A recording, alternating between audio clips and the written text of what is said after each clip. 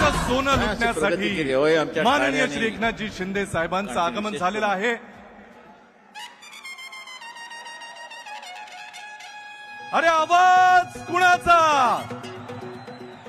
अरे आवाज कुणाचा? मी माननीय एकनाथरावजी शिंदे साहेबांना विनंती करतो की त्यांनी छत्रपती शिवाजी महाराजांच्या प्रतिमेला पुष्पहार अर्पण करावा. त्याचबरोबर रामदासभाई कदम साहेबांना विनंती करतो त्यांनी शिवसेना प्रमुख हिंदू हृदय सम्राट माननीय बाळासाहेब ठाकरेंच्या प्रतिमेला पुष्पहार अर्पण करावा.